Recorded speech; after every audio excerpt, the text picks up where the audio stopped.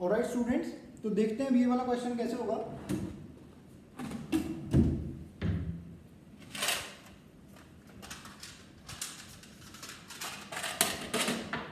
जैसा कि मैंने आपको बताया, इसमें हम 1 की जगह पुट कर सकते हैं sign square x plus cos square x, और ये है इसको सोल्व करने का मेथड नंबर फर्स्ट। और मैं फुल डिटेल से आपको बताऊंगा कि अगर एग्जाम में ऐसा क्वेश्चन आ जाता है तो उसको लिखने का तरीका सही क्या होता है। तो सबसे पहले तो हम इसमें एक काम करते हैं, let i is equal to 1 upon sine x cos cube x dx। ये लिखने का तरीका आप ध्यान से देखिए, क्योंकि मैंने एक चीज देखी है कि जब क्वेश्चन में आगे चल के 2 पोर्शन में ब्रेक करना हो जाता है तो लिखने में कोई प्रॉब्लम आ सकती है आपको, और अगर लिखने में उल्टा सीधा हो गया तो आधा एक नंबर कट जाएगा उसमें। तो लिखने का एक ऐसा तरीका होना चाहिए जिसमें कोई भी गलती का कोई गुंजाइश ना रहे। तो एक मेथड मैं आपको इसमें पूरा करके बताता हूँ एक प्रॉपर तरीके के साथ लिखते हुए।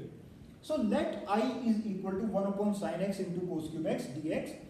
i हमने इसको इसलिए माना है क्योंकि आगे चल के हम इसको जब ब्रेक करेंगे तो ये i1 प्लस i2 के फॉर्म में हम इसको ब्रेक करेंगे और फिर i is equal to i1 plus i2 लिखेंगे। आइए देखते हैं कैसे। सो सबसे पहले 1 की वैल्यू हम पुट करते हैं, therefore i is equal to integration of sine square x plus cos square x divided by sine x cos cube x dx। मान लीजिए 4 मार्क्स में आ गया तो हम इसको ऐसे लिखेंगे, and that is equal to integration of sine square x upon sine x cos cube x dx plus integration of cos square x upon sine x cos cube x dx। Alright students, अब हम क्या काम करेंगे, i is equal to this लिखा हुआ, यहां पर sine x से साइन स्क्वायर एक्स कट गया, ऊपर केवल साइन एक्स बच गया। यहां पर कोस स्क्वायर एक्स से कोस का क्यूब कट गया, केवल एक कोस एक्स बच गया। So therefore i is equal to, आप लिखना चाहें तो लिख सकते हैं sine x upon cos cube x dx plus integration of 1 upon sine x cos x dx। अब यहां पर देखो 2 इंटीग्रेशन बन गए, तो एक काम करते हैं, हम बोल देते हैं let i1 is equal to integration of sine x upon cos cube x dx and i2 is equal to 1 upon sine x cos x dx integration. Let i1 is equal to this and i2 is equal to this such that I is equal to I1 plus I2 such that I is equal to I1 plus I2। Now अब हम solve करेंगे I1 को। I1 is equal to integration of sin x upon cos cube x dx, put cos x is equal to t। I1 को solve कर रहे हैं, put cos x is equal to t, and this implies that minus of sin x dx is equal to dt।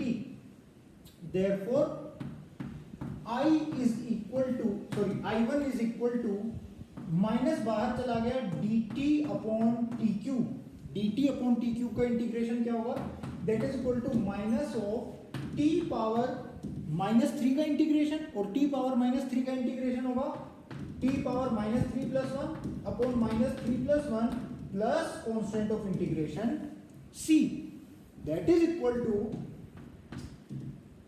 1/2 t square plus c, and that is equal to, अच्छा इस constant of integration को भी हम c1 बोल देंगे। Alright, so that is equal to 1/2 times of cos square x plus c1।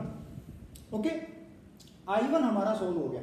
अब i2 को solve करेंगे, so i2 is equal to integration of 1/sin x cos x dx, 2 से ऊपर नीचे डिवाइड मल्टीप्लाई कर देते हैं, that is equal to 2/1 upon sin 2x dx, and that is equal to 2 times of integration of cosecant 2x dx।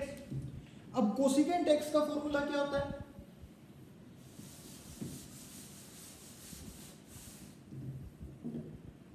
I2 is equal to 2 तो बाहर ही लिखा हुआ है, कोसिकेंट 2x का फॉर्मूला होगा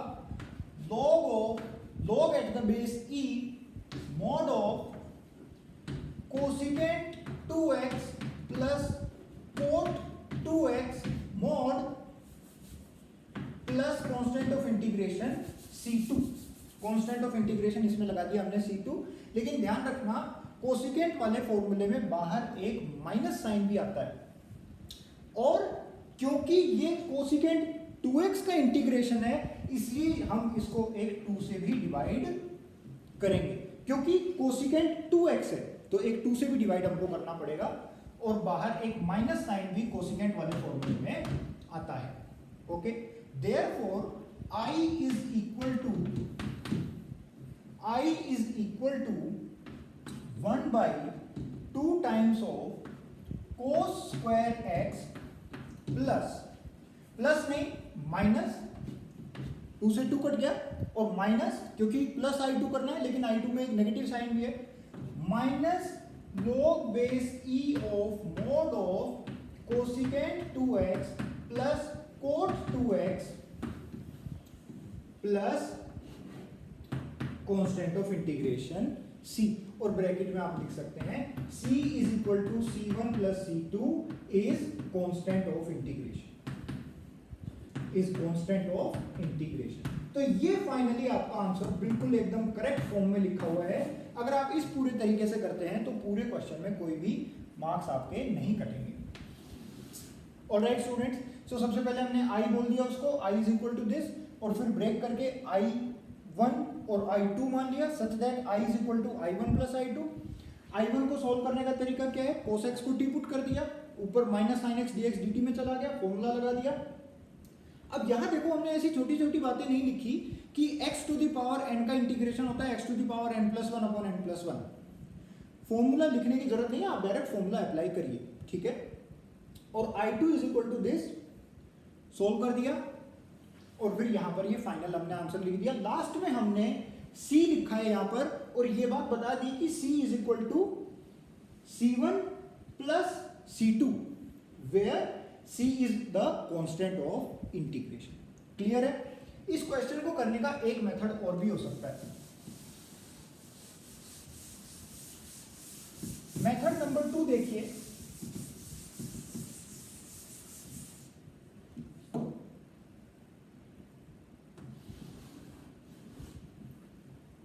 integration of 1 upon sin x cos cube x dx। इसमें एक काम करते हैं, ऊपर नीचे cos पावर 4x से डिवाइड और मल्टीप्लाई करा देते हैं। It is second method, so that is equal to integration of 1 by cos power 4x divided by sin x cos cube x divided by cos power 4x dx। ऐसा करने से क्या हुआ, ऊपर तो बन गया सीकेंट पावर 4x,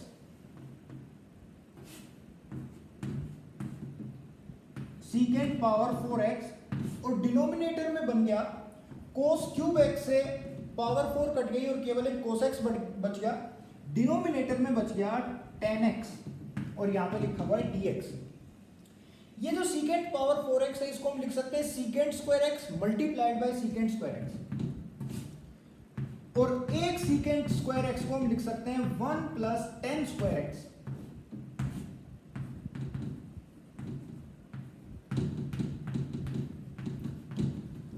एक सीकेंट स्क्वायर x को अलग निकाल लिया और एक सीकेंट स्क्वायर x को लिख दिया 1 plus tan square x।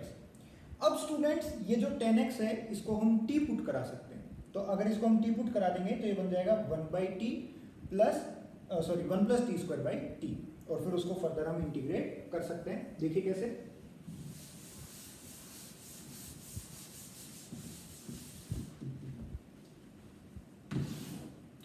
Put tan x is equal to t which implies that secant square x dx is equal to dt, 10x को t पुट कर दीजिए तो secant square x dx dt में चला जाएगा. So this implies that integration क्या बन गया 1 plus t square, तो उसको हम ऐसे लिख सकते हैं और dt बाहर है. Alright, and that is equal to log base e of t plus t square by 2 plus constant of integration c, where t is equal to 10x. और यहां पर मोड लगाना भी जरूरी है. ऑलराइट, अब आप ध्यान से देखिए कि ये जो आंसर है और ये जो आंसर है, ये दोनों आंसर्स थोड़े से डिफरेंट हैं. दोनों के दोनों आंसर्स में थोड़ा सा एक माइन्यूट सा डिफरेंस है. तो वो कोई बात नहीं, आपसे अगर एग्जाम में बोले कि प्रूव दैट और फिर प्रूव दैट करके आपसे ये इस वाले फॉर्मेट में आंसर लिखवाने को बोले तो आप उस अप्रोच को अपनाइए. अगर इस वाले फॉर्मेट में आंसर को लिखना हो तो इस वाली अप्रोच को अपनाइए. दोनों ही आंसर बिल्कुल करेक्ट हैं. That is equal to log base e mod of 10x plus 10 square x by 2 plus c. देखिए ये जो आंसर है ये बड़ा कॉम्पैक्ट है, उस वाले की बजाय थोड़ा छोटा है, और वो वाला आंसर थोड़ा सा इसके कंपैरिजन में बड़ा है, लेकिन दोनों के दोनों सेम है. अगर आप इसको भी सिंप्लीफाई करेंगे तो वो इस फॉर्मेट में आ जाएगा. ओके स्टूडेंट्स, सो ये इसको करने का सेकंड तरीका है. I think second method is a better method, लेकिन ये चीज स्ट्राइक करना कि हम इसको cos पावर 4x से ऊपर नीचे डिवाइड मल्टीप्लाई कर सकते हैं, एग्जाम में कई बार स्ट्राइक नहीं होता है. तो अगर स्ट्राइक ना हो तो जो चीज आप एक काम जरूर कर सकते हैं कि रफ में थोड़ा सा दोनों स्टेप्स को आगे आगे सोल्व करके देख लीजिए. अगर प्रूफ वाला क्वेश्चन है तो फिर आप थोड़ा सा ब्रेन में एक्स्ट्रा लगाइए एफर्ट्स कि भाई किस तरीके से हम इसको सोल्व कर सकते हैं. जैसा कि मैंने आपको बताया, हर क्वेश्चन को करने के एक या दो तरीके हो सकते हैं, लेकिन आंसर दोनों से सेम आएगा. अब नेक्स्ट वीडियो में जो हम क्वेश्चन डिस्कस करेंगे वो ये वाला क्वेश्चन होगा, integration of sine inverse of cos x dx. और जहां तक कि मेरा अंदाजा है, जो मेरा मतलब मैं आपको बताऊं, जो मेरी नॉलेज है उसके हिसाब से ये क्वेश्चन जो एनसीईआरटी में आंसर दिया हुआ है वो एक ढंग से ये क्वेश्चन इनकम्प्लीट है. आंसर तो डेफिनेटली अगर क्वेश्चन इनकम्प्लीट होगा तो आंसर भी इनकम्प्लीट होगा, लेकिन ये क्वेश्चन आई थिंक इसमें थोड़ी सी और इन्फॉर्मेशन देनी चाहिए थी. एक इन्फॉर्मेशन इसमें ये देनी चाहिए थी कि x belongs to 0 to pi, x belongs to 0 to pi, ये इन्फॉर्मेशन इसमें देनी चाहिए थी, तभी वो आंसर आएगा जो बुक में मेंशन्ड है. अदरवाइज आंसर चेंज हो सकता है. ऑलराइट स्टूडेंट्स, तो नेक्स्ट वीडियो में डिस्कस करेंगे ये वाला क्वेश्चन. अभी आई थिंक आपको इस क्वेश्चन के करने के दोनों तरीके समझ में आ गए होंगे. आई थिंक सेकंड मेथड ज़्यादा आसान है. अगर ये चीज़ दिमाग में स्ट्राइक कर जाए कि हम इसको cos पावर 4x से डिवाइड मल्टीप्लाई कर सकते हैं. और मैथमेटिक्स और इंटीग्रेशन एक कला है, बला नहीं है. तो ये कला आपकी जब स्ट्रॉन्ग होगी जब आप इसमें ज़्यादा से ज़्यादा प्रैक्टिस करेंगे. Thank you so much for watching the video. Please watch the next video.